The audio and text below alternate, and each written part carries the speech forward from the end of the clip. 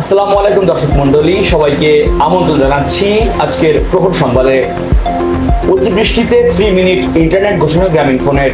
অতিবৃষ্টিতে বিপর্যস্ত কক্সবাজার জেলার জন্য ফ্রি টক টাইম এবং ইন্টারনেট সুবিধার ঘোষণা দিয়েছে বেসরকারি মোবাইল অপারেটর গ্রামীণফোন। গ্রামীণফোনের পক্ষ থেকে বলা হয়েছে, অতিবৃষ্টিতে বিপর্যস্ত মানুষের পাশে আছি আমরা সবাই। কক্সবাজার জেলার সবার যোগাযোগ রক্ষায় 20 মিনিট ও 500 MB ফ্রি দেওয়া হয়েছে। মেয়াদ দেওয়া হয়েছে 3 দিন।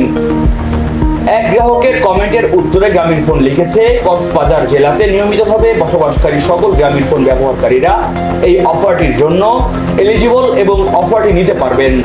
আপনি এলিজিবল গ্রাহক হয়ে থাকলে *121*5050# ডায়াল করে 20 মিনিট ও 500 MB ফ্রিতে উপভোগ করতে পারবেন। ঈদে মিলাদুন নবী উপলক্ষে ইসলামিক ফাউন্ডেশনের পক্ষকাল ব্যাপী অনুষ্ঠানমালা। পবিত্র ঈদে মিলাদুন নবী সাল্লাল্লাহু আলাইহি সাল্লাম উদযাপন উপলক্ষে ইসলামিক ফাউন্ডেশনের উদ্যোগে পক্ষকাল ব্যাপী অনুষ্ঠানমালার আয়োজন করা হয়েছে। আগামীকাল বাদ মাগরিব বায়তুল মুকাররম জাতীয় মসজিদের পূর্ব গেইটে ধর্ম বিষয়ক মন্ত্রণালয়ের উপদেষ্টা আফওয়ামা খালিদ হোসেন প্রধান অতিথি হিসেবে অনুষ্ঠানমালার উদ্বোধন করবেন। ডেঙ্গুতে আরো 3 জনের মৃত্যু। গত 24 ঘন্টায় সারা দেশে এডিস মশাবাহিত ডেঙ্গুতে আরো 3 জনের মৃত্যু হয়েছে। একই সময়ে দেশে হাসপাতালে ভর্তি হয়েছেন 548 জন।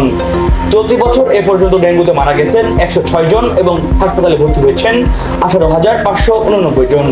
আজ শনিবার স্বাস্থ্য অধিদপ্তরের হেলথ ইমার্জেন্সি অপারেশন সেন্টার ও কন্ট্রোল রুম থেকে পাঠানো এক সংবাদ বিজ্ঞপ্তিতে এই তথ্য জানানো হয়। গোপালগঞ্জে স্বেচ্ছাসেবক দলের বিক্ষোভ সমাবেশ।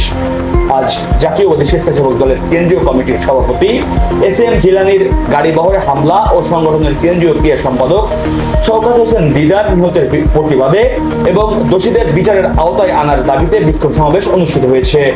আজ শনিবার 4টার দিকে জাতীয়বাদী স্বেচ্ছাসেবক দল গোপালগঞ্জ জেলা শাখার আয়োজনে একটি বিক্ষোভ মিছিল স্থানীয় লঞ্চঘাট এলাকা থেকে বের করা হয়। আর্থিক খাত সংস্কারের জন্য বাংলাদেশকে $100 কোটি ঋণ সহায়তা দেবে বিশ্বব্যাংক। রোববার 15 সেপ্টেম্বর সকালে বাংলাদেশ ব্যাংকের সঙ্গে বিশ্ব ব্যাংকের একটি প্রতিনিধি দলের বৈঠকে এমন সিদ্ধান্ত নেওয়া হয়েছে।